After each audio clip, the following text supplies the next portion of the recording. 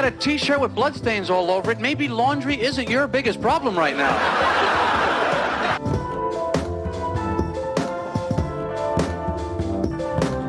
I remember the day the candle shop burned down. Everybody just stood around and sang happy birthday.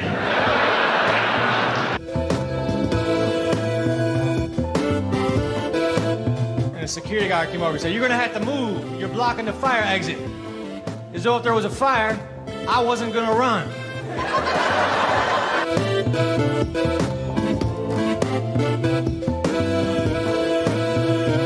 You make love to the right woman, Johnny, is beautiful, beautiful. I mean, the last time I made love to my wife, it was ridiculous. Nothing was happening. I looked at her, I said, "What's the matter? Can't you think of anyone either?"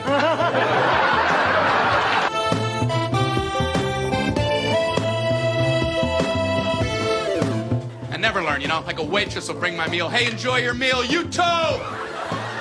But you don't have one, do you? I'm a doofus. If you do eat, enjoy it when you eat it. If you have a break or something later, if you get an opportunity, that's all I'm trying to say. That's all that I'm driving at, really.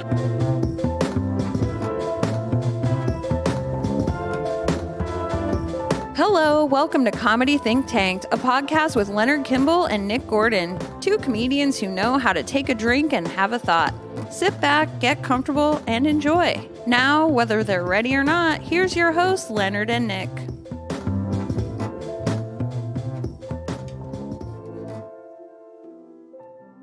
Hello and welcome to Comedy Think Tanked.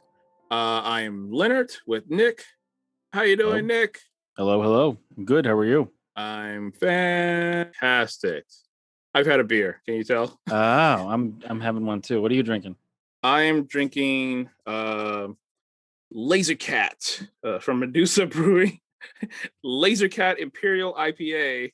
It's got a cat with friggin' lasers coming out of the eyes. That's how you know it's a. That's how you know it's a high quality beer. Yeah, Dangerous. Yeah. Dangerous. Is that how it comes out when you pee? Laser. Yeah, we used to have two cats. Now we have one. That's bad. Oh, yeah. I'm drinking New England's first craft brewery, Geary's Maine's Summer Ale. Okay. 6.0% alcohol. 12 fluid ounces in these little tiny bottles. I love Geary's. I've always loved Geary's.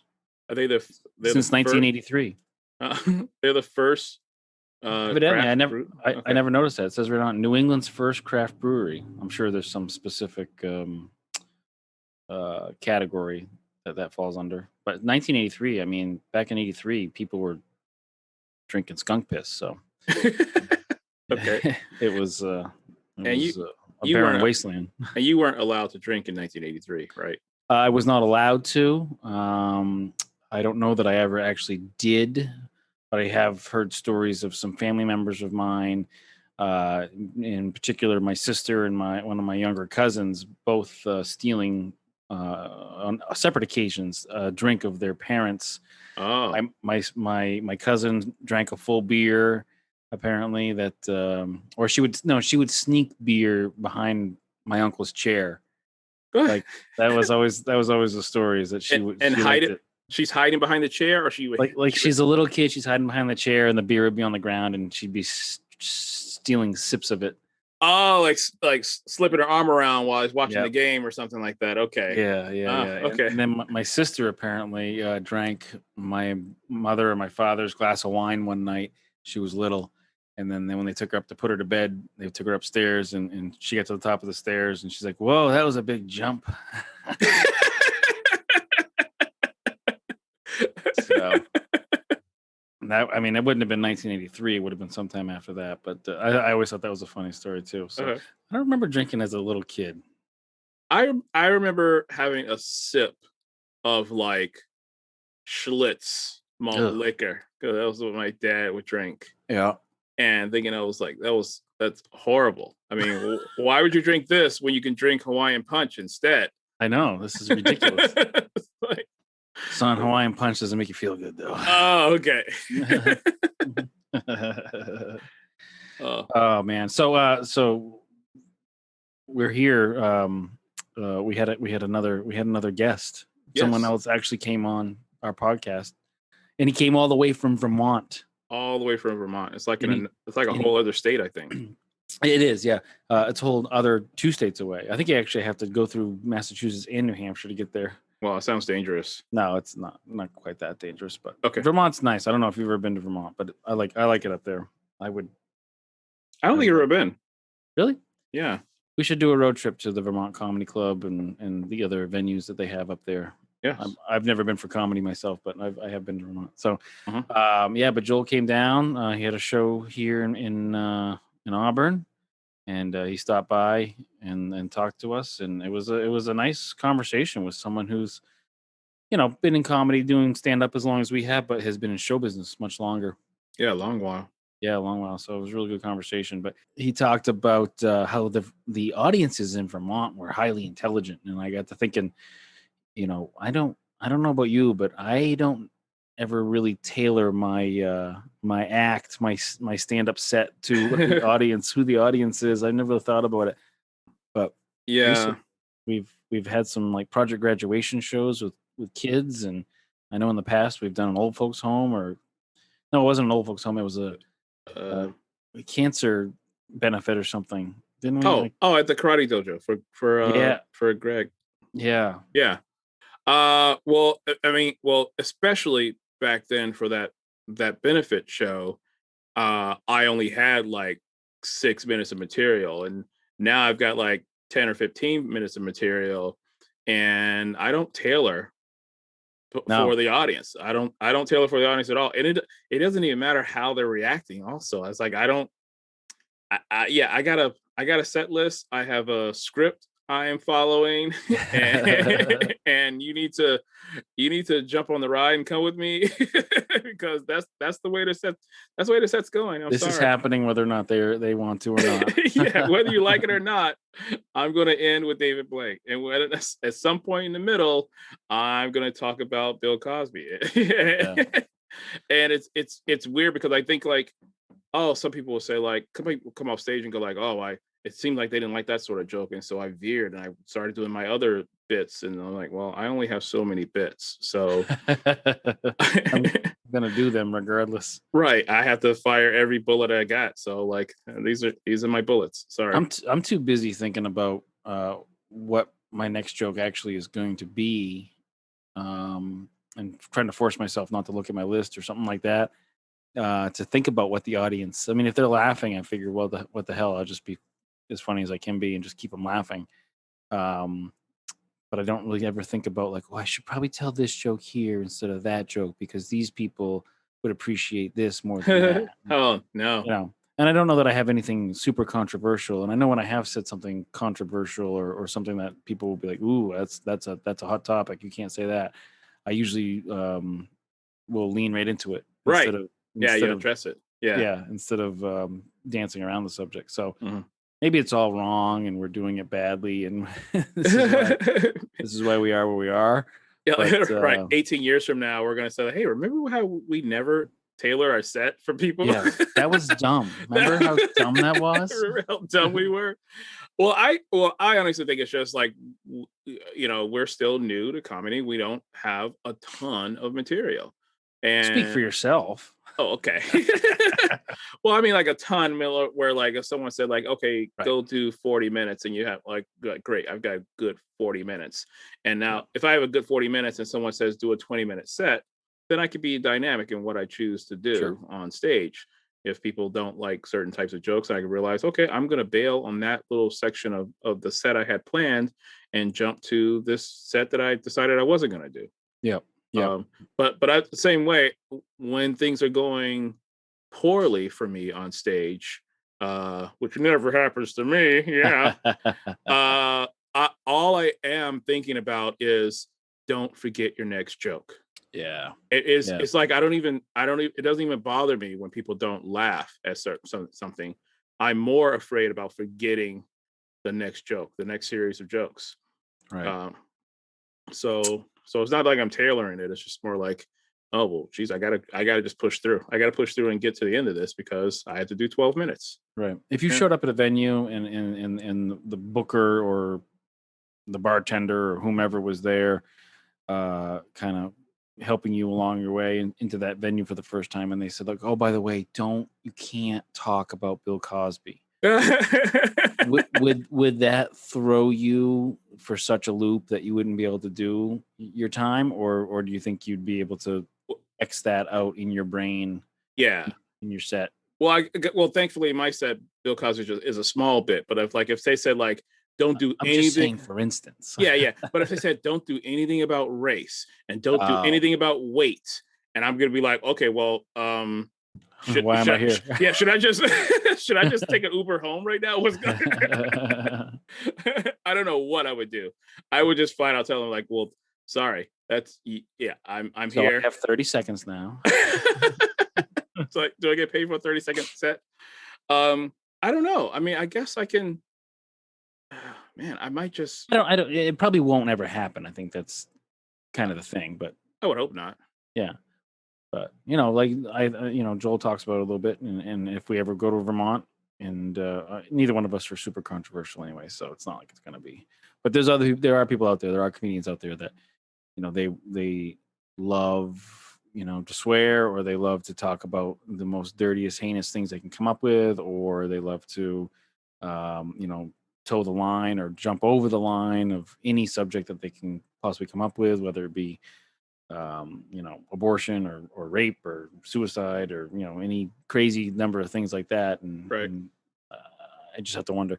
We've always heard the old adage, clean, green. Well, what the fuck's it? What does Don say? Clean equals green. Green equals green. Yeah. Yeah, and obviously that's probably the best way to go if you want to get paid. But if you're trying to be really funny and make a name for yourself, sometimes it's the other way. So I don't know, but yeah, we just need to keep writing, I think, is what the long and short of it is. I think the long and get short enough of it, material first, and then we'll worry about it. Keep writing so that when it does happen, it's less of a hassle for you, and you can just go like, yeah, sure, I will do set number 13. Yep. Or I'll insert into, this bit instead of that and such. That'd be fun. It would be fun. Yeah. Boy. So yeah, great. So with All that, let's throw it to our interview with the fantastic Joel Klein. Thank you, everyone.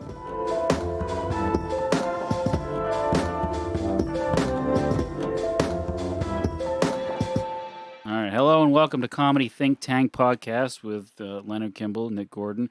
Today we have a stand-up comedian from Vermont who is also a television writer, producer, director, and more, Joel Klein. Welcome to Leonard's Basement, Joel. I love being in Leonard's Basement. It's nice and cool. It feels good. Feels good. Let's jump right in. We're all dads here. How's your lawn today? We've had a very invasive mole. It's been really bad. It was really bad last year, and it's better this year. But it's we're close to ground. We're pretty close to caddyshagging them. Oh man! Like sticks of dynamite. Yeah, awesome. It's really bad. Yeah. Yeah. All right. Is Caddyshack a favorite movie of yours? It is. Yeah. More so now because I really want to blow these things up. Yeah, we could get into some dynamite. That'd be fun. Yeah, we had a guy come out and he's setting little poison bait things around, and I'm like, just M80s, just throw them in there and let's take care of this. Let's finish it off. Wow. Let's finish it off. So you guys came from Vermont today. Yep. How was the drive? That's always a nice drive. Yeah. 3-4 hours. It was about 4 hours, and we've run out of things to talk about. Yeah, so stopped at McDonald's on the way. Nice. And then finished up here. What's your go-to? I had chicken McNuggets. Yeah. Today. Because you can eat them in the car without exactly. making a mess on yourself. Okay. Yeah. Barbecue, sweet and sour. Yeah, you normally go buffalo, but today I went hot mustard. Oh, hot mustard. All right. I like it. Are you like dipping them while you're driving? Like have the dip like on the dashboard and like that? You're not. Normally I have like the box and I'm there, so I do a quick and then steering wheel and then quick and then steering wheel. I like it. I like it. All right. Let's get right into it. I mean, we talked about it just a minute ago, but television, I mean, where do we start? Um, 30-year career in television. I've worked in game shows and reality shows Mm-hmm. for about 30 years. Yeah. Started off as a production assistant on Hollywood Squares. Yeah. Okay. And Like the original Hollywood Squares? Not the original. I know I'm old, but I'm not that old. I'm not that old. No, the John Davidson version, Okay. Oh, awesome. which was on in the late 80s, Uh-huh. which was the first show I worked on. And then eventually just worked my way up to executive producer and doing shows like that. Let's get a working definition of executive producer. You see that. You see producer, executive producer, and all these other...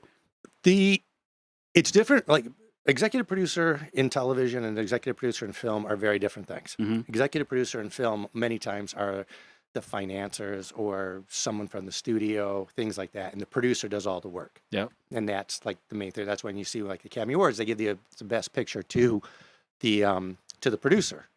And in television, the executive producer is the one who is in charge of running everything. So I guess the best way to sum up is if you were a contractor, and then I'd have a bunch of people working there and they would all be responsible in their things. But the EP is responsible for it. Usually the EP has a creative vision and that's what you're trying to deliver. Okay. So you're the showrunner, you're running the show. So as the executive producer. And then because cable networks are so cheap, they started giving everybody producer credits. Oh. Because we'll give you a producer credit. It'll be good on your resume because we're not going to pay you well. And so that's how come you see a million different line producer and coordinating producer and so many producer titles is because a long time ago, MTV and all of them just said, screw it, we're not going to give money, but we'll give you titles. And then it just got out of control that there's so many different producers on a show, but they all obviously do certain things, but we didn't need the producer title for everybody. Interesting. Right. So the late 1980s Hollywood Squares, who were the celebrities? Well, John Davidson was the host. Our three regulars, Joan Rivers was the center square. Yeah. Jim J. Bullock was the upper left. Oh, yeah. What was that show? Too Close for Comfort. Too Close for Comfort, right. Yeah. Right. And also he was in Spaceballs. Oh, nice. Yeah, right. Yeah. Prince Valium. The yawning guy. Yeah. Yeah. And then what we would call the lockbox was in the 8th square was Shadow Stevens, which he was big on the West Coast. Yep. Because he was the voice of these commercials. So everybody knew him out there, and he was a radio DJ. So people knew him on the West Coast, but that's where he came from. All right. I remember all of that.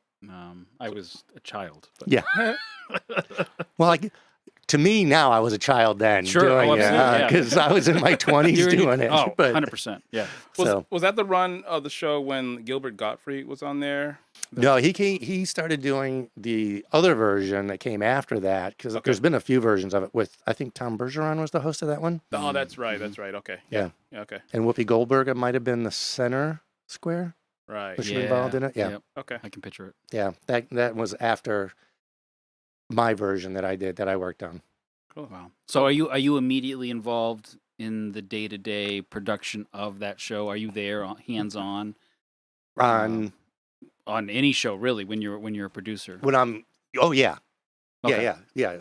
Like in my mind, I'm picturing a bunch of people that are involved, but they're involved in these peripheral ways. But a typical day, if you weren't shooting, would be in the office, and there would just be meetings after meetings. And because I do game shows, reality shows, with usually game competitions, so I'd meet with the casting department. They'd be talking about contestants. I'd be talking to the story producers about previous episodes where we are in the edit. I'd be talking to the challenge producers about for the next show what challenges we're creating and things like that. So it would be just getting ready. That's all pre-production, and then production. Obviously the day of, and then post-production, just working with the editors and story producers, so, putting each episode together. Yeah, interesting. Was it filmed in front of a live studio audience? Studio game shows were. They were? Yes. Yeah. Cool. Yeah. Did you have someone open up for the show? Did you get them going? Does that really happen? Like you see in movies, like people warming up the warm up, yeah. Okay. Yeah, literally called the warm up guy. All right. Cool. Yeah, depending on the show, yes, you would. My shows we never really did because they were game shows. You don't have to do it. Sitcoms do it a lot to keep the audience fresh, so they're going to laugh and things like that. Right. Okay. Hollywood Squares, the We did have a warm-up guy in Hollywood Square that would talk to the audience, let them know what's going on. We had to stop down for a reason. They'd be like, "Oh, this is a stop down, and they're doing this," and then he would start just keeping them engaged. So that way, people don't lose interest and stuff like that. But because we would shoot 5 of those a day, so you'd shoot a whole week in one day with the same audience. You would rotate halfway through. So we'd do 3 shows with the same audience. Then we'd break for dinner, go away for an hour to eat, and then we'd come back and do the final 2 shows. And we'd flip audiences for that. We'd bring a second audience in. That sounds grueling, actually. That's a lot. It is, but you're working in television, so it's fun? Yeah. That's what I always tell people. You're working in television, it's fun, and there's not it's a lot. There's a lot to do. But as I always tell people, we could be having to dig a ditch for a living. Right. And so it's a lot of work, but it's fun. Yeah. And you're doing things that you like, and so I liked doing it. So it never really felt like work. Okay. Except when I was a PA and had to go out and run errands. That sucked. Get us coffee. Well, I can tell you the worst one I ever had to do is I had an executive producer. He came in. It was actually Hollywood Squares, and it was my first year working in television. I was a PA, and he came in and he had a toilet seat, and Stop right there. And it had a crack in it. Oh, Jesus. And he goes, "I need you to go out and get me this replacement for this." And this is before the internet, obviously, so I couldn't just start Googling, So I had to go to all these plumbing supply places, and I literally had to carry it in and go, "I need this exact model because my executive producer told me it fits his ass perfectly." Yes, he is an ass. So, and then one time, the associate producer had me get lunch for her dog. Oh, Jesus. So I had to run out and get a hamburger for Luke. Bring back a hamburger for the dog. Medium rare. Yeah. So she didn't tell me it was for the dog until I got back. And that really pissed me off. Yeah. Oh, man. Was she picking off the lettuce? What's this lettuce? That's what she did. I brought her burger, and she opened up and she started taking everything off. Oh, my God. And then she took just the patty and she put it on the floor. And I'm like, are you kidding me? I literally had to run out and get this burger for this dog. She didn't even tell you a plain burger? Just No.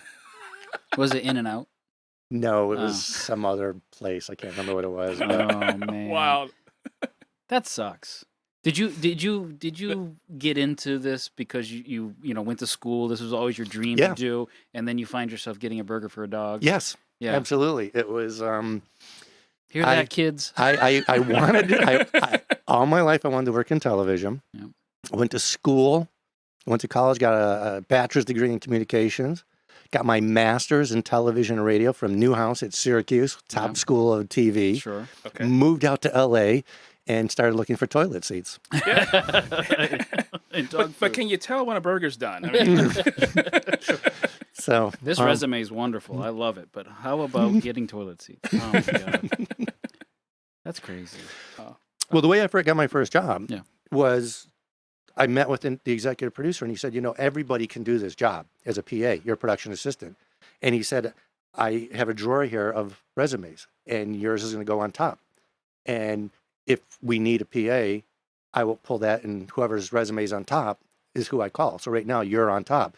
But if someone comes in tomorrow and gives me their resume, theirs will be on top. And I'm like, oh, cool, thanks. All right. Whoa, and then that's a kick in the nuts. Yeah. Wow. And then luckily, the PA on that show quit. Yeah. After I left that day. Yep. And he called me up and he said, remember how I told you whoever's resume is on top? I'm like, yeah. He goes, yours is on top. Someone quit. If you want the job, you start tomorrow. And I'm like, okay. Shit luck. Yeah. Wow. Yeah. To have your dreams as a child, just growing hinge up. on that. Yeah, exactly. He recognized your talent. Yeah. Yeah. That's kind of heartbreaking, actually. But let me say, it all led to a credit here that we just have to talk about. Playboy's Playmate Bloopers. I'm really not sure. I mean, maybe it's not you. I don't know. But it was. That's an interesting story because I had been working with an executive producer, and he went and he was doing that show, and he brought me over, and it was one of my first jobs. So I was doing, God, I don't know what my title was on it, but it was like researcher type thing. And the idea was to look for bloopers. And I don't know if you remember, but back in the 80s and stuff like that, the centerfolds had videotapes that they would sell. I remember. You know, it was like just an hour. Do I remember? Wow. And, Let me show you some. and so the idea that this was shot and you had to do bloopers. But the thing is, like, I can't remember, I was like 25, 26 years old. So I'm like, okay, I'm going to get paid for 8 hours to watch porn. This is the greatest job ever. And literally, Wait, I don't have to pay you? and literally within 2 days, I'm like, oh my God, this is the most miserable job. And I just started skimming through really fast because it just like, you just go, okay, enough. I mean, it wasn't that's like, how everyone watches porn. but it wasn't even like porn. But it wasn't even like porn, you know, it was just them like walking around. And then, them tripping over cords and stuff like that. and so, so you had to find them tripping over a cord or something. Okay. And then I would like, you know, tag that one and then send it. But Hugh Hefner didn't want the Playmates to look stupid. Yeah. So he said no to all the bloopers. And we're like, but that's what a blooper is. Yeah, Hugh, I don't know. And so like I had this great one. I remember where this girl was walking out and she just fell right on her ass. It was hysterical, right? It was just really funny because she's like, and he's like, nope, you can't use that because it makes her look dumb. It makes her look stupid. So he wanted things to be Did he not know who he had for Playmates? Well, it was just, and so you can imagine what a blooper tape looks like that doesn't have bloopers. It was basically just a clip show of all the porn. Right. It was Here's a tape of them reading books in between takes. Yeah. That sort of thing. Okay. Yeah, that's what it turned out. Had you already written your letter home to your family saying, listen, I found the greatest job ever? Well, the funniest, I was writing on another show at the time called That's My Dog, and it was for Family Channel, and Family Channel at the time was run by Pat Robertson. So it was a very kind of religious, but they didn't blatantly do religious things, but it was this. It was the opposite of Playboy. Yeah. Right. And I was working them at the same time, and I remember going to the bank and depositing my Playboy check and my Family Channel check at the same time. That's funny. It's like an angel and a devil on your shoulders at the same time. Yeah. Good job, Joel. That's great. Awful job, Joel. Yeah. I mean, we could go on and on about all the different credits you have, but I mean, I'm kind of most interested in Fear Factor. Sure. I mean, what the hell was? I mean, we all know what Fear Factor was. I mean, that's a big show. And did you work with Joe Rogan Every day. Every day. Every day. Yeah. What a. Well, no, I wasn't going to say something else, but back then he was still sane. Yeah. And Joe, by the way, you can come on the podcast whenever you want. But, anytime. My job on Fear Factor was I was supervising producer, and I was in charge of the creative. So I would either come up with a lot of the games and the stunts, or worked with a department that would come up with those. So I was mostly dealing with all of the physical challenges, and like bull testicles. Like that was like your. Well, it was your baby. Well, there was this other guy who worked on the show, Rich Brown. He was in charge of finding all that stuff. Yeah. Okay. So he would come to me and go, "Hey, we can have them eat, horse rectum," and I'm like, "Okay, cool." And okay, cool. Can we do that though? Yeah. And so we would do, then we create a game around it, or the stunt department would come to us and say, "Hey, we can do this stunt," or I would come up with stunts and challenges, and then I would create like the game that went around it. Okay. So so that's how that was kind of done, and then every day out in the field is because Joe would only show up on shoot days, and it would take 3 days to shoot an episode. So because we'd shoot a stunt each day, so he would come and he and I would sit in the trailer, and I'd go through. Here's the game today. And he would be like, what the hell is wrong with you? Who thinks of these things? You're coming up with this Joe, stuff. they signed a waiver. They signed it. It says it right there in the contract. Yeah, and he would be like, okay, this is what they're doing. We're like, yeah. And so then we would go through that. And yeah. But working with Joe was great. I loved working with Joe. Okay. Yeah. I think it would be cool. But any major injuries? Not when I was on the show. I was on for a couple seasons. Then I left to go I was executive producing Family Feud. Mm-hmm. So I went to go do that. But major injuries there, I'm sure. Yeah, it was very, very different. And and it was funny because working on the show, a friend of mine who worked on the show with me, she would always say like I was a caged tiger walking around my office because we literally were just sitting in an office and going, oh, survey says Thanksgiving dinner. You know what I mean? It was like so boring. And considering we had helicopters and all these other things on the previous show. Right. But when I was on Fear Factor, we didn't have any serious injuries. We had one guy twist an ankle, and that's because he wanted to dress a certain way for image. And so he was wearing like just regular dress shoes, and he had to run and jump from one building to the other. And so he just slammed into the wall on the other side. And but he twisted his ankle doing it. Yeah. And then this other guy, this actually turned out being a good story, is we were doing a jump from one jet boat to another jet boat, and our stunt department was very clear. Like, if you don't make it, you have to let go. Don't try to get in. They're going to be going so fast. Right. And so this one guy jumped. He missed, but he was able to get his hand onto the boat, and he was holding on and being pulled. Well, because he ended up separating his shoulder. Oh, man. But when they went and were at the hospital doing this, they found a tumor in his shoulder. No shit. It actually almost saved it, saved his life. You're saving lives, man. Because they found this tumor in his shoulder, which he never knew about and never would have if he didn't try to cheat in Fear Factor. Okay. That's crazy. Huh. Wow. I'm updating IMDb to say Dr. Yeah. Dr. Joel. That's crazy. Can you imagine? I can't imagine jumping onto a boat in the first place because I can't stand water. So that's your fear factor, just like showing up at a lake. Fear is always a factor for me. What was funny is we would tell the production assistants, everybody, hey, if you have an idea for a stunt, bring it into my office and pitch it to me. And if it's a good stunt, we're going to do it. And this one stunt guy, he came in, he's like, I got this great idea. He goes, you know how we always put people in like a tub and we cover them in snakes or whatever? I'm like, and we're like, yeah. And he goes, what if we put them in and we just dump buttons on them? Buttons? And I'm like, what? Like from your grandmother's sewing box? Yeah. I go, buttons? You mean buttons covered with snakes, right? And he's like, no, my girlfriend's really terrified of buttons. Like, she would freak out from that. Well, she's not on the show. I was like, are these spider buttons? I mean, they're buttons. Unless it's red buttons. I don't really... That's... So you say you went to Family Feud. Yeah. Who was the host? It was Richard Karn at that time. It was right after Louis Anderson and before John O'Hurley. So Richard Karn did it. Okay. He did like a season or two. All right. What was that like? Oh, it was dreadfully boring. I did not like doing it at all. It was. We went from shoulders, no bull testicles. Yeah, it was. You went from helicopters and boats and cars jumping, driving cars off of the roof of a building and all these cool things to seriously name something you eat at Thanksgiving. How do you come into work every day and be like, what? Are we still we're just in our offices and nothing has exploded? Nothing's exploded here? Okay.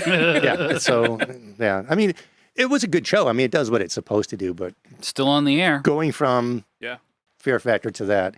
But I had to stay with the F alliteration, so I had to just do that show. Any actual family feuds during Family Feud? No, which would have made it more fun. Yeah. Oh. Every once in a while, you see an outtake. Steve Harvey does. You see him now every now and again on social media, and it's. I can't think of a good one off the top of my head, but there's some pretty funny moments. Yeah, it was. Those are really rare that. Somebody says something funny. Yeah. Yeah. They're not comedians. No. And it's just pretty straightforward. And most of the time you wouldn't get much happening. So the whole premise of our podcast is comedy. Comedy, yeah. So all right. We've done plenty of time with not comedy. So when during all of this or when did you actually start doing comedy or what got you into it? As a kid, I just loved stand-up. I watched stand-up all the time, and HBO, you see these great, one-night stands, what they used to be called. They were monthly shows. They were awesome. I love stand-up. I love watching the Dean Martin roast.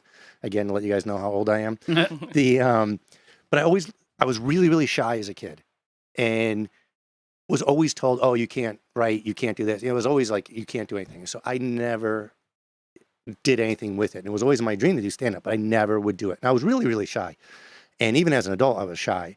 And it was 5 years ago, we're living now in Vermont, and the comedy club opened there, and it's a great comedy club, the Vermont Comedy Club, and they had a workshop. Come and learn stand up. You do it for 5 weeks, 6 weeks, whatever, and then you do a showcase. And I was like, okay, I'm gonna go do it. And my wife was like, no, seriously. And she goes, you're not gonna like. And I'm like, no, I want to go up and do stand up. I've always wanted to do it. I've never told anybody. It was like a secret dream of mine. Yeah. And so I went and did the class, and I did the showcase. And I obviously, from television, I have a lot of friends who are stand-ups, you know, who do it for real. And they were like, you're gonna either do it once and go, cool, I'm done, or you're gonna become obsessed. Yep. And I became obsessed. And I've been doing it for 5 years now. And when I'm not doing a television project, I'm 100% focused on stand-up. Even when I'm working, and I hope my coworkers don't listen to this because I'm writing jokes on the other screen. It's nice. Yeah, I mean, it's there's nothing better than doing stand-up. I mean, once you get on stage and you do that, I mean, as you guys know, once you do that, the first joke that gets a laugh, you're like, this is really cool. And coming from TV, what was nice is in TV, you're constantly dealing with network executives or whoever who are like, no, we're not going to do that, or yes, well, you know what I mean? Yeah. Here, it's like, I can write a joke today, I can perform it tonight and give it straight to the audience, and the audience will let me know if they like it or not, but I don't have to deal with network notes or anything. No one's going to tell you can't do that, or hey, next time you do that, next time you're on stage, say it this way. Yeah, it's you just, which is great. And also it's the, so besides being on stage being so great, and I love it, is I love the communities. Mm-hmm. I mean, wherever you go, whether in your home, market with those comedians, or even when you travel, everybody is like, they're so great. I mean, it definitely is a family when you go other places and meet other comedians. For sure. Right. Yeah. And it's just great. They've all felt that same moment of, oh, you're going to laugh at this? Yeah. Here we go. Yeah. Oh, you're not going to laugh at this? Oh, yeah. Let's go even further. Yeah, exactly. Yeah, they felt the ups and downs of it all, as well. And most of the time you meet comedians and they all just want to figure out some way to, how can I help you? Or how can I get you into this room? Or, oh, yeah, I got a show. You want to come do 5 minutes? That sort of. Yeah, you come over here to do a show for Mark, and you're on our podcast. Exactly. I mean, what better day could it be? And McDonald's. And McDonald's. You could tell who the good comedians are without even having to see them on stage, because you see how welcoming they are to people. Yeah. If they're like really supportive and welcoming you, or there's the people who are like, oh, you know what I mean, who are automatically like against you. You can already be like, yeah, you're going to suck on stage. I know you're not going to be good. Or they're really good and you're like, oh, that fucker. Yeah. But most of the time they're not. Yeah. Right. Because the really good people are going to be like welcoming and wanting to help. Yep. Yeah. Oh, for sure. There's definitely people that way. So that leads me to ask about the scene in Vermont. Mm-hmm. I mean, most people think of Vermont as being very small and sparsely populated. I mean, we have a great scene. It's obviously changing because of the pandemic, and who knows, as we're coming out of it now, what it's going to be like, because some people have moved away and things like that. But we had a really, really good scene with some really good comics, and we have a great club. The Vermont Comic Club is a great club. We get really good headliners that come through. I've opened for Gilbert Gottfried. I've opened for Bob Marley, Pete Lee, Michael Rappaport, Dana Gold. Yeah. I think there's another one. Oh, Ben Bailey, who I've opened for, which is great. I mean, they get really good people coming in, and they're really supportive of having shows for stand-ups. And the comedians are really, really good. And because of Vermont, it's almost like... because they don't put up with certain jokes that you can do in other markets. Such as? Oh, really? They're more PC. Okay. There's like, if you were to go to Boston, you could definitely do certain jokes that you can't do in Vermont. The audience just won't take it. Okay. So you're not going to do any, misogynist jokes. You're not going to do any homophobic jokes. You're not going to do any racist jokes. You're not going to do any of that stuff. I mean, it is not... Well, that's okay though. No, it's great. Yeah. It's awesome. But even they have a high level audience of what they want you to do. Does that make it harder for you to write? It makes it hard at first when you start. Okay. Because I'm a perfect example. I get up there being the white male, in my 50s, Yep. and automatically people expect me to be Louis C.K. Yeah. You know, which I'm not. I'm not going to do anything like that. I'm a clean comedian. I do all my stuff is clean. But they pushed me to be, the audience, not saying you have to do this or not, but they pushed you to be that way. Like when I first started, which everybody does, I was much more blue material. Okay. Because it's easy Yeah. and you know you're going to get a reaction. Yeah. But I got pushback from the audience. They didn't want to hear it from me. And it just made me go, okay, I got to write cleaner stuff, which I like doing because it makes you have to work harder and become more clever in your material. Sure. You just can't do shock. Yeah. And so I think it made the Vermont scene better because they won't let you get away with hacky jokes. They won't let you get away with something easy. You got to write good material. Uh-oh. And they'll be supportive. I can't go to Vermont now. But you have to write good stuff. And then they're going to love you for it. You get up there and you do, oh, take my wife, please. They're going to be like, Nope, no. heard it. Yeah. No good. But they don't want that even style of like, you know, oh, my wife, I don't like my wife. You know what I mean? It's like, don't start that stuff. You know what I mean? It's like no one wants to hear it. A highly intelligent crowd. Yeah. Yep. And they'll laugh, but what's, you know, and a lot of the headliners, when they come through, they're like, these are great audiences, but they make you work. Yeah. They laugh, then they stop. And they go, now tell me the next joke. And then they'll laugh, and then they'll stop. There's no carryover to the next one. You know, There's no flow. You're not riding a wave. They're Like, no, keep it going. Yeah. Oh, no, that was a 3. Sorry, Yeah. I'm not laughing here. Yeah. Your last joke was good, but what's your next one going to be? They don't let you get away with it, but it's good. It makes you work harder. And I think it's made the scene a lot stronger. Nice. So we have some really good comedians there. That's great. So you have the Vermont Comedy Club. Mhm. Have they reopened yet? They are probably going to open in September. Okay. I was just talking with one of the owners the other day, and she was saying that they're looking at doing like a soft open in August, Mhm. and then doing more in September. I mean, and also summertime's slow Yeah. for clubs. So Everyone wants to be on the lake and stuff. yeah, so they're like, there's no point in really opening up in the summer. Might as well just wait till the fall, because Vermont's about to fully open. Yep. Because we're close to 80% vaccinated, Mhm. and then they're like, our governor's like, yeah, then everything can open. So Nice. What are the other spots besides the actual comedy club? it's the local showcases, Yeah, the same. local producers, This putting year. them in bars and wherever, doing things like that. Like I'm doing a show next week at Nectar's, Yep. which Fish Yep. made famous. Kind of big. So I'm doing a showcase there. How do you get on that show? 'Cause Uh, I want to go to Nectar's. you want to go to Nectar's? It's brand new. They, Nice. yeah, it was one of the local comedians. He approached him, said, "Hey, let's do a show." And it's an early show, 6:30. Ooh, sun's so- still up. Yeah. So, but what's going to be nice about this week is the Burlington Jazz Fest is going on, so there'll be a cool. lot of activity downtown. Yep. So hopefully we'll get an audience for it.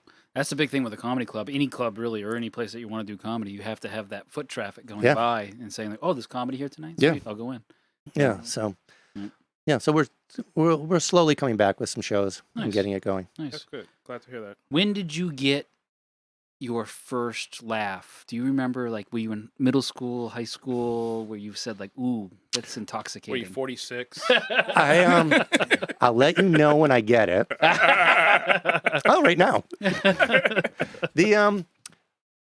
I'm sure I got laughs before this, but being a really shy kid, I do remember in 7th grade Mm-hmm. in music class, because I was really shy. I would not speak up at all. I wouldn't answer questions. Yeah. You could never hear me speak whatsoever.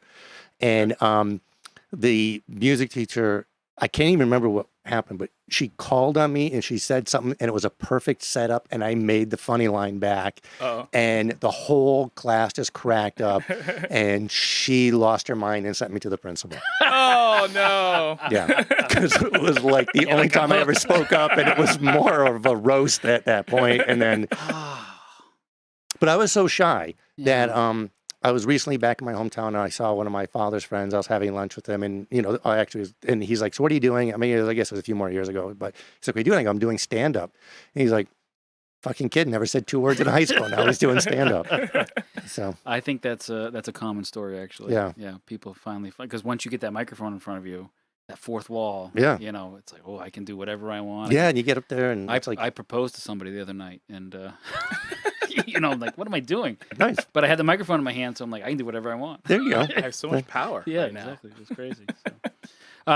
You mentioned some of your comedy influences and working with some comedians. Who specifically would you say? Hard to say. Yeah. Because I like so many. Let me ask you this: have you seen the new Bo Burnham? I haven't yet. Oh my god! Okay. People- I haven't. I've had like 10 people tell me about this Yeah. special. I haven't watched it the other yet. night. I won't give it away. No, You guys everybody just gotta in- watch it. Yeah, all of the Vermont comedians are talking about it right now. I haven't seen it yet. Okay.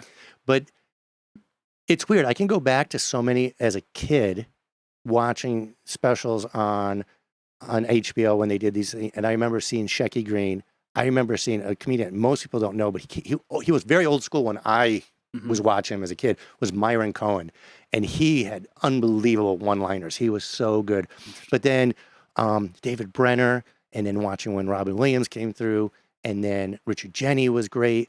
And there's just so many went through. And I think the closest that influenced the way I do my comedy would probably be Seinfeld. Yeah. Only because we're similar backgrounds. You have where I grew up in New York State and being raised Jewish by my parents and stuff. That and I do more observational and it's clean. So I would say that's kind of. I mean, not that I think he's the funniest comedian, but I do think he's probably one of the best writers. And He's definitely the richest. Yeah. and in the way he puts his sets together. Yeah. But there's so many I could go through. I mean, I remember I was older. I was in my 20s, and I went to go see. I was at a comedy club in LA, and Bobcat Goldthwait came in to do just a quick guest set, and no one was going to be there. And I never liked Bobcat Goldthwait because just screaming and all this other stuff. Weird voice. But he sat on a stool and just did jokes and stories and stuff, and he killed it. And I was like, Interesting. and it was like, wow, he So is. it wasn't just him doing a character. No, and it was actually telling brilliant. jokes. Yeah. And I remember leaving with my friends going, if he would do that, Yeah. he'd become the biggest comedian there is, because he was so good and so quick and talking to the audience and just doing things. And it wasn't being this crazy character of screaming. It was just because it was a very small club and intimate. And it was like, wow, he was so good. It was like amazing. Weird, because he's known for that voice and that Yeah. character, and that's what he's done. But Yeah. I Oh, wonder the if other he- one I really, really love, and even though my humor is nothing like that, what he does was Bobby Slayton was one Yeah. of my favorites. Yep. Interesting. But it was like all stand-ups. I mean, it was like very Yeah. few that, I mean, I remember I worked with Paula Poundstone on a pilot once, Oh, cool. and I went to go see her perform, and she was incredible. I mean, she's so good. Pre-pandemic, she came to Maine a lot. I want to say. Oh, really? I want to say she had a home here or something, but I don't know for sure. But she came to Maine and performed down the southern Maine area. Nice. She's Yeah. performed in Vermont a couple Yeah, times. yeah. I don't know where she's from originally, but that's what I've always heard. What is your writing process? How do you come up with a joke? Because my background is writing, even though I come from like game shows and reality shows, I do a lot of writing. And so I write every day. Mhm. And a lot of times I have a harder time coming up with premises than I do coming up with jokes. Yeah. Once I have a premise, I can write jokes easier, but it's the premise that I have a hard time with, of getting what I want to talk about. But I'm getting better at that. But I write every day, and sometimes it's just journaling and getting something and go like this. Sometimes I'll be like, oh, I want to talk about this. And then I'll just start listing things and doing things. And it's, I have OCD. So but I mean like legit. So it's a lot of what I do has to be a certain way and having a routine of it. So there's a certain way of like writing that I like to do it and come up with jokes and stuff like that. So I like having methods and process. I don't like to just do it free. I like to have some type of. So when you go on stage, you have what you want ready to go. Oh yeah. Yeah. Yeah. Like I'm doing the show tonight. I have my set list. I know what I'm doing. No deviation or anything like that. I can, All right. depending what the audience is doing. And if it leads me something, I'm like, oh, I should go do this bit. I'll throw it in. But like, I know. But it's a bit you're gonna do. It's not just a off the cuff sort of thing. Oh no, it's I'm gonna be like, oh, I'm gonna pull this bit out. Okay. Yeah. And that comes from television production. That comes from pre-production. It's like, when you get to production, you need to know what you're doing. I mean, I can straight, like if something were to happen, I could go, oh, I have a joke for that. I have a bit that I've done before. I know, and I'll do it. Never really, I don't really interact with the audience in the sense of like, crowd work or any of that type of stuff. I have before, if it comes up, it won't like completely throw me. It's not like I'll do it, but I like going in knowing, and like I said, that comes more from being a TV producer. It's like, I want to give you a show, so here's the show. Right. As opposed to, I have no idea what I'm doing tonight, so let's just wing it. I don't like that as a performer. I don't like it as an audience member, where people are just like, because then to me, it's like, oh, you don't really care enough about the show that you didn't come prepared for it. So it's like, I feel like you need to be prepared going into the audience. Not that you have to be, I'm doing a script and tunnel vision, but you need to, here's the show, but if something happens, I can deal with it, and then we'll go on. So you don't necessarily plan to do crowd work, but like, how do you handle hecklers or like, the audience that isn't? This is so stupid of me to say, and it's going to sound really like pompous. Whatever. I've never had a heckler. Uh-oh. And I once was taught a long time ago, if you're funny, you'll never have a heckler. Oh, okay. So and that's kind of like when I go in doing the show. But that's why when I go into a show, I like being prepared. I know these bits work. Okay. So I'm not going to have a time when I have had, because every now and then I throw in some political jokes. And I was doing a joke at a place where they didn't particularly like my take on something. You know what I mean? So then I did what any comedian would do then, is I doubled down on it and just like, and then went a little deeper into it. Bad. And it was like, okay, I see where we're at here. Well, you know where I stand, I know where you stand, so I'm the one on stage with the mic. So, I could do that. That was the only time. And then one time I do a bit, I don't do it anymore, but it was all about Rudolph and Santa. Okay. And just what a jerk Santa was the whole time in that. And there was this table in front. They sat there and they crossed their arms. They were all pissed off. And they were like, we don't like this war on Christmas stuff. I'm like, this is a 1967 animated film I'm talking about. But they did not like the whole war on Christmas there. The war on Christmas. Wow. You poor babies. Well, do you think comedians can handle life a little better then? I mean, I think as comics we're able to like have adversity come at us. I mean, obviously those people sitting in the front row, like crossing their arms over that, like, come on. They can't handle it. They don't see the funny and shit. Like we see the funny and stuff, right? I think we see the funny in it, but I also think that we all have grown up in a way where we were all either picked on or whatever, that we've already gone through this crap and we're like, now we're just going to laugh about this shit. Because it's, but yeah, no, I think comedians have a better take on stuff because they have to look at things from all different angles to begin with when you're writing a joke. Yeah. Because you're going to be like, oh, what's the angle on this? Am I going to go this way? Am I this way? So I think when certain things happen with adversity, you're able to go, okay, that's this. But if I look at it this way, you know what I mean? So I think part of being a comedian just helps you learn that. What are your goals going forward in comedy? As I told you, I'm old, if you guys can tell. So I don't think I have the 20-year career to get me a Netflix special. Never know. But as I always tell people, if I'm not going to be delusional about my career, no one else will be delusional about my career. Okay. Oh, all right. So my goal is I want to be able to travel and do clubs and feature at clubs, and then maybe get the headline at smaller places. Okay. And your home club or something like that. Yeah, or even smaller clubs like around the country and stuff like that, but be able to go there and feature. And, I'm not looking to be like, oh, I have to make $1 gazillion doing this, whatever, It's more like if I could survive doing that being able to just do comedy all the time. And yeah, so what's like your sweet spot for like the amount of time on stage, or like, and then what's like if you stretch it and gave somebody everything, what do you think you can do? Right now my sweet spot's probably 15 to 20 that I like doing. I've headlined some shows where I've had to do 30. Okay. And which I feel comfortable with, where I wasn't taking any, C material and putting it in, maybe a couple of B bits were in there. If you were to say I need you to do 40, I could, but it would be pushing it. But if you were to say, hey, can you come do 30? I can do 30. If you were to say do 20, I have things to choose from of what I want to do that with that 20. You'd feel good. Cool. I could sit there and go, I'm going to do these 10 bits for this 20 minutes. Or I'm like, oh, I'm going to take these 3 out and put these 3 in. So I have enough that I can move around so it's not the same exact 20. The through line will be the same because it kind of arcs. I kind of start with who I am, and then I go from like growing up and being married and producing, and then different things with observation will come in at different spots depending who the audience is. Yeah. Nice. So that's good. I think I'm similar, not the same goal, but I think like when I get to like 5 years, I've been doing it for 3 years.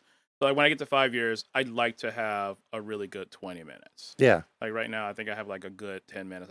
I usually do like 15-minute sets, but like if I want to get to like a good 20 minutes after 5 years and just be really, really consistent at that level. I like doing the 15 to 20 because it allows you to do arc your set. Right. So it goes from one place to the next. Yeah.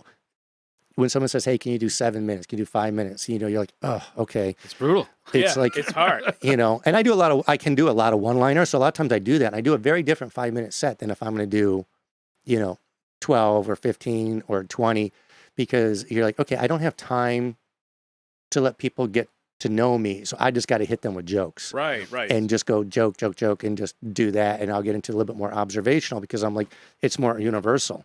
Where I can go, oh, I'm going to do a bit about warning labels. Okay, done. You know what I mean? I can do that because we can just jump right in there. But if I, like tonight I'm doing a bit about, being a game show producer. So I'm like, I'm a game show producer and I get into some other stuff, but you got to get to know me a little bit first before I get into that because, there's more to it. And then a lot of those jokes, that are so personal to you, people need to get to know you a little bit. They go, oh, I get why that's funny. And then laugh at it. But if they don't know me in the first 2 minutes and I try doing this joke, they're going to be like, what's he talking about? Yeah. So, that's really true. I'm doing 5 to 7 tonight. Nice. I'm looking forward to it. Nice. Yeah, it's hard. It's hard. Yeah. Yeah. It's like, what was it? Oscar Wilde once said, I would have written you a shorter letter, but I didn't have enough time. Right. Yep. Oh, yep. Good. It's just really hard to write to go do 5 minutes. Yep. Yeah. After you've done it for a little while. All right. So thank you, Joel. So we have a segment on the podcast called "Curse the Darkness," and familiar, there's an idiom goes like, "I'd rather light a candle than curse the darkness." So normally it would be like you want to fix your problems and not just complain about them. So in opposition to that, we'd like you to actually curse the darkness. If you can think of something you want to complain about that you don't plan on doing anything about or burning any calories to fix, what would that be? I had to think about this for a minute, but now I definitely have one. When I'm walking my dog and I'm on the bike path, people pick up their dog poop and put it in a plastic bag, but then leave it on the bike path. Oh, really? You've already done the worst part.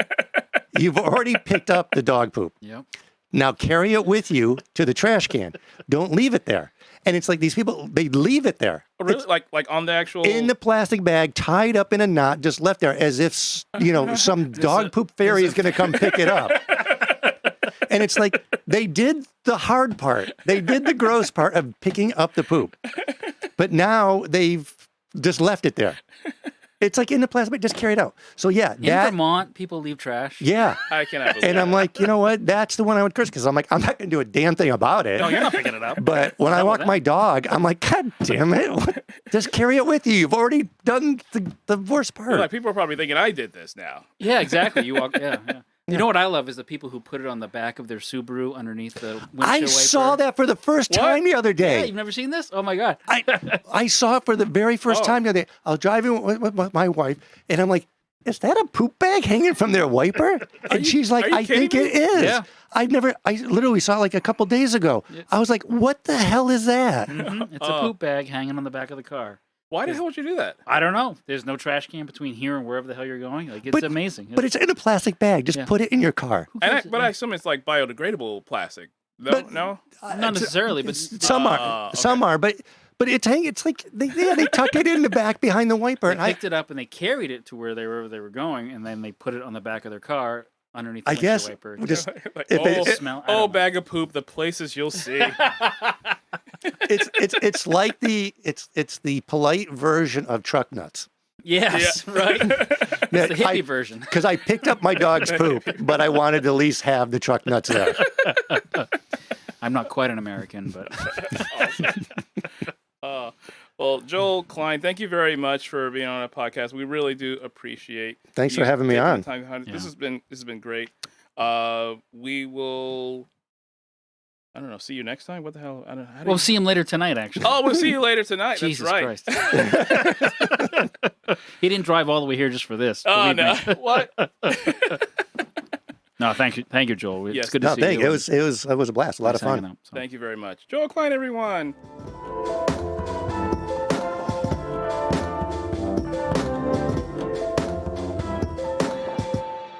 Thank you all. That was Joel Klein from Vermont and LA, the West Coast one. You can check him out at the Vermont Comedy Club, which should be opening back up soon. Yeah, another funny father just like us, and what an interesting career in television. Who knew there were all those different producers and none of them actually do shit? Well, Fear Factor really did have a big following on Hollywood Squares, Family Feud. Those were kind of iconic and needed a lot of production to keep people in line. If you say so. Thanks again to everyone. No, that's good. Go ahead. Thanks again to everyone who listened. Tell your friends we're going to leave this in. And follow Comedy Think Tank wherever you can. That's an order. Be sure to give us a 5-star review on Apple Podcasts. Find us on Instagram at Comedy Think Tanked, Twitter at Comedy Tanked, and our website, comedythinktanked.com. Email us at comedythinktanked@gmail.com. Have a good day, everyone. Bye.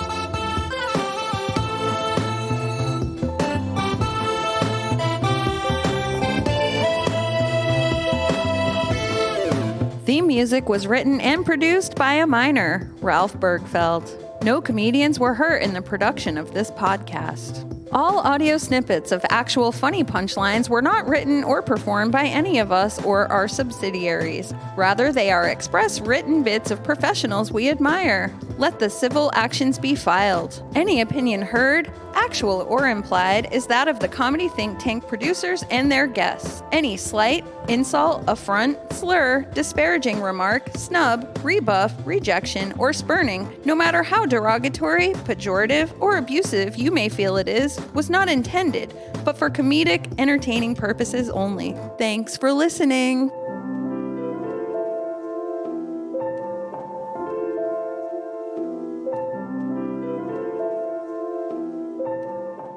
Why does Snoop Dogg carry an umbrella? To keep rain from falling on him? For drizzle.